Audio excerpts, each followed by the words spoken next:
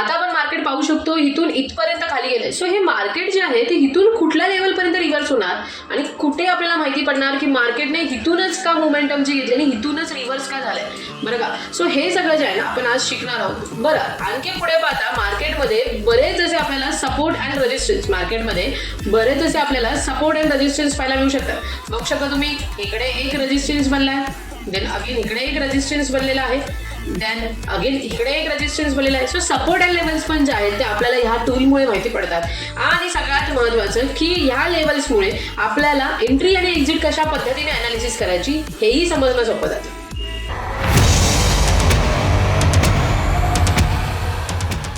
So नमस्कार मंडळी, तुमच्या सगळ्यांचं स्वागत आहे स्वाती ट्रेडर 2.0च्या पेजवरती. सो थँक्यू सो मच, तुमचा सगळ्यांचा अप्रतिम असा रिस्पॉन्स आहे. तो आज आपण सोप्या भाषेत एक असं टूल बघणार आहोत. तुम्ही थोडं रिकॅप जो आहे तो बघितलाच असेल की आपण काय बघणार आहोत. सो ह्याच्यामुळे ना आपल्याला एक तर सपोर्ट रेजिस्टन्स समजतो, नंतर आपल्याला मार्केट कुठून युटर्न घेणार आहे किंवा कुठून रिव्हर्सल घेणार आहे हे आपल्याला कळतं, आणि आपल्याला एंट्री आणि एक्झिट जे आहे ना ते कशा पद्धतीने ह्याच्यामध्ये अनालिसिस करायचं ना हेही समजणे सोपे जाते.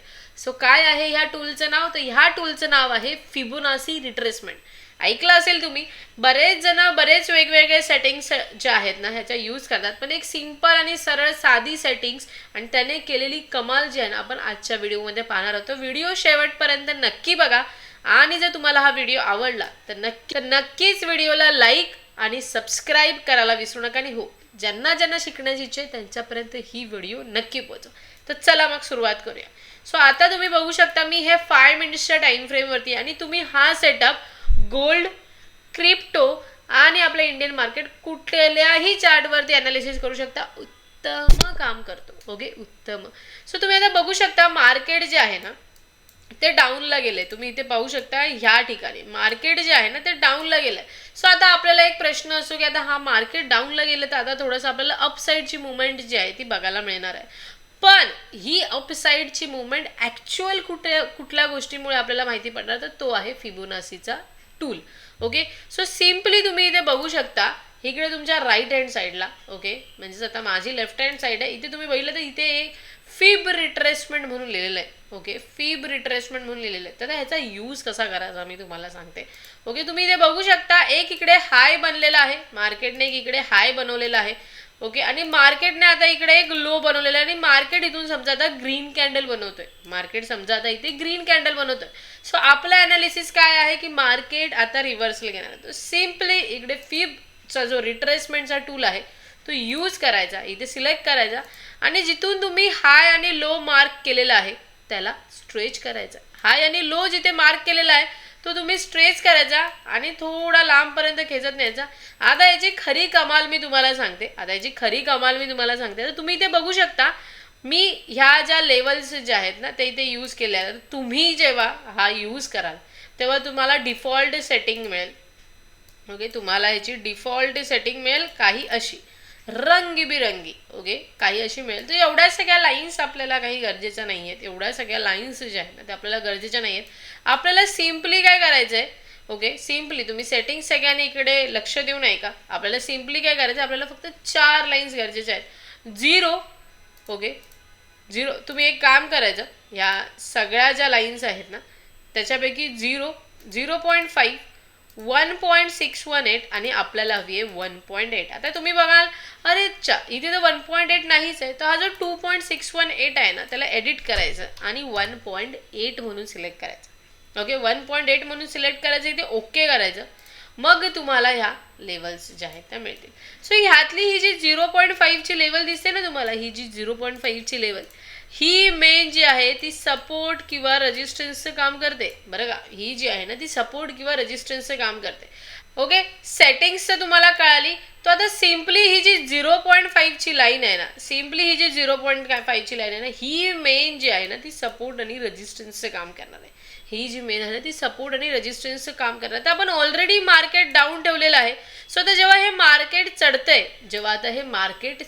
तेव्हा ही जी 0.5 ची लाईन आहे ना ती रेजिस्टन्सचं काम करणार आहे. म्हणजेच चढणाऱ्या मार्केटसाठी हा रेजिस्टन्स आहे, पडणाऱ्या मार्केटसाठी हा सपोर्टचं काम करणार आहे. आणि ह्या लेवल्स जेव्हा ब्रेक होतील, ह्या लेवल्स जेव्हा ब्रेक होतील तेव्हा आपण जो आहे खरा ट्रेंड रिव्हर्सल झालाय हे गेज करू शकतो, ॲनालिसिस करू शकतो. सो कसं ते पाहूया. आता आपण ऑलरेडी हाय टू लो जो आहे ना, हा फिफ्थचा टूल यूज केला आहे, सेटिंग्स लावलेली आहे. आता तुम्ही इथे बघू शकता मार्केट जेव्हा ह्या 0.5च्या लाईनवर आलं तेव्हा ते थोडं डगमगलं. पण जेव्हा मार्केटने ही 0.5ची लाईन ही बघा ब्रेक केली तेव्हा मार्केटने इकडे धमाल गेले. मार्केट अजूनही सुरूच आहे आणि आता मार्केटला ते सपोर्ट बनलेलं आहे, हे बघा. येस. सो तुम्ही म्हणाल मग आता एंट्री एक्झिट कशा पद्धतीने प्लॅन करायची. जेव्हा इथे 0.5ची लाईन ब्रेक ओव्हर होईल आणि प्रॉपर क्लोजिंग जी आहे ती वरच्या साईडला देईल तेव्हा आपण एक म्हणू शकतो की मार्केट जे आहे ना ते आता अप ट्रेंडला आहे. डाऊन ट्रेंड जो आहे तो साधारण आत्ता तरी सध्यासाठी संपलेला आहे. सो असं का होतं बरे. तुम्हाला असा प्रश्न पडला ना की ही जी फिफ्थची लेवल आहे त्याचा हा जो 0.5चा हा जो काही क्रायटेरिया आहे तो इतका युजफुल काय. तर बघा ना, सिम्पल लॉजिक ठेवा, सिम्पली लक्षात ठेवा. ज्यांनी इथे शॉर्ट्स पोझिशन बनवलेले आहेत ते इकडे प्रॉफिटमध्ये आहे. ओके, ते इकडे प्रॉफिटमध्ये. आता जे बडे प्लेयर्स आहेत जे जास्त इन्व्हेस्टमेंट किंवा जास्त पैसे टाकून ट्रेड्स करतात ना ते सगळे पैसे ॲट अ टाइम काढत नाहीत. ओके, सगळे पैसे ॲट अ टाइम काढत नाहीत. सो त्यांनी काय करतात ते 50% जे आहे ना प्रॉफिट बुकिंग करतात आणि 50% याचं रिक्स बेसिसवरती ठेवून देतात. सो ही जी 0.5ची लाईन आहे ना ही 50%चं काम करते. ओके, ही जी 0.5ची लाईन आहे ही 50%चं काम करते. मग जेव्हा 50%चं प्रॉफिट बुकिंग होतं तेव्हा मार्केट पुन्हा रिव्हर्स करू पाहतं.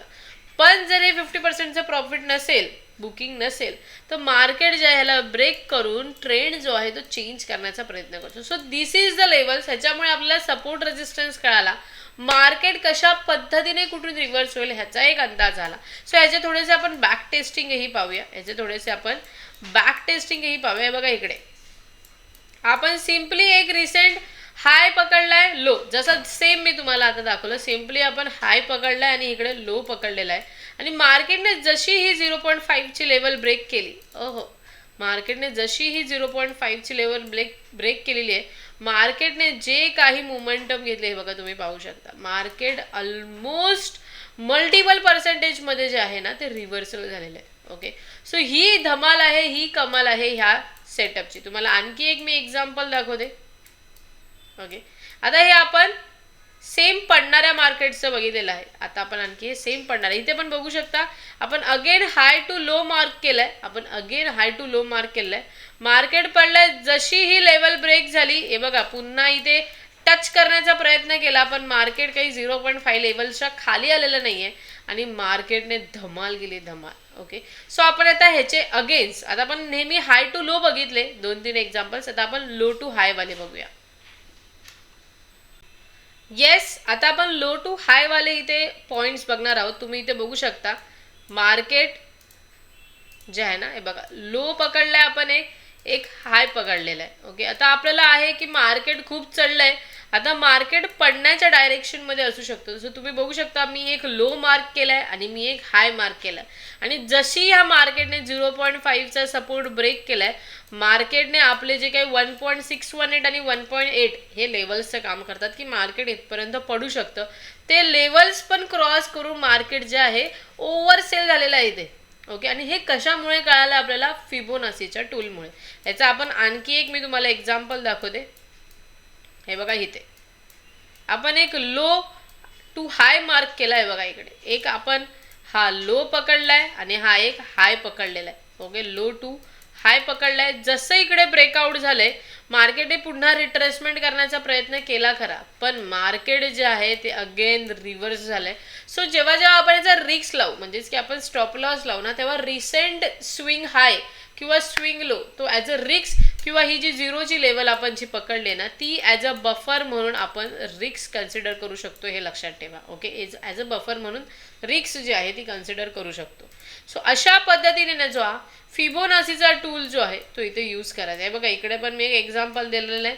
ओके, मार्केट सेम एक रेजिस्टन्स बनवून चालत होतं आणि एक लो बनवलेला आहे आणि जसं इथे ब्रेकआउट झालंय मार्केटने दनादन आहे इथे ट्रेंड जो आहे तो रिव्हर्सल केला आणि हे 5 मिनिट्सच्या टाइम फ्रेम मध्ये काम करतं. बरं का, हे 5 मिनिट्सच्या टाइम फ्रेम मध्ये काम करतं. सो याची बॅक टेस्टिंग करा, सेल्फ स्टडी करा आणि तुम्हाला व्हिडिओ कशी वाटली किंवा तुम्हाला यात आणखी काय नाही समजलं ते मला कमेंट सेक्शन्समध्ये नक्की सांगा. आणि हो, ज्यांना अशाच पद्धतीचं डीप लर्निंग करायचं आहे माझ्यासोबत, तर मी डिस्क्रिप्शनमध्ये गुगल फॉर्म जो आहे तो मेन्शन केला आहे. सो तोही जाऊन तुम्ही फिल आउट करू शकता. सो तुम्हाला माझ्यासोबत झूम सेशन्समध्ये आणखी इन डेप्थ शिकायला मिळू शकतं. So stay tune. आपण आणखी इंटरेस्टिंग सेटअप्स आपल्या पुढच्याच व्हिडिओजमध्ये नक्कीच येणार आहेत. पण तुम्हाला हा व्हिडिओ कसा वाटला ते मला नक्की सांगा. थँक्यू. हा व्हिडिओ केवळ एज्युकेशनल आणि इन्फॉर्मेशनल पर्पजसाठी आहे. हे कोणत्याही प्रकारचा फायनान्शियल इन्व्हेस्टमेंट किंवा ट्रेडिंग ॲडवाइस देत नाही. क्रिप्टोकरन्सी आणि लेव्हरेज ट्रेडिंगमध्ये मोठा रिस्क असतो आणि हे सर्व इन्व्हेस्टरसाठी सुटेबल असेल असेच नाही. नेहमी स्वतःची रिसर्च करा आणि कोणताही फायनान्शियल डिसिजन घेण्याआधी लायसन्स्ड फायनान्शियल ॲडवायझर कडून सल्ला घ्या. मी सेबी रजिस्टर्ड फायनान्शियल ॲडवायझर नाही आणि या व्हिडिओमध्ये दिलेली कोणतीही माहिती ही पर्सनल रिकमेंडेशन समजू नये. या व्हिडिओमध्ये उल्लेख केलेले प्लॅटफॉर्म्स उदाहरणार्थ डेल्टा एक्सचेंज इंडिया हे फक्त पर्सनल एक्सपिरियन्सवर आधारित आहेत. याचा अर्थ असा नाही की मी त्यांना एंडोर्स करते किंवा गॅरंटेड रिटर्न्स मिळतील याची हमी देते. काही दिलेले लिंक्स हे एफिलिएटेड लिंक्स असू शकतात. म्हणजे जर तुम्ही त्यावरून साइन अप केलं तर मला तुमच्यावर कोणताही एक्स्ट्रा कॉस्ट न देता काही बेनिफिट्स मिळू शकतात. या व्हिडिओमध्ये जे ट्रेडिंग रिझल्ट दाखवले आहेत ते इलस्ट्रेटिव्ह आहेत. फ्युचर परफॉर्मन्स तशीच असेल याची खात्री नाही. पास्ट परफॉर्मन्स फ्युचर रिझल्टची गॅरंटी देत नाही. कृपया कधीही अशी गुंतवणूक करू नका जी तुम्ही गमावू शकता.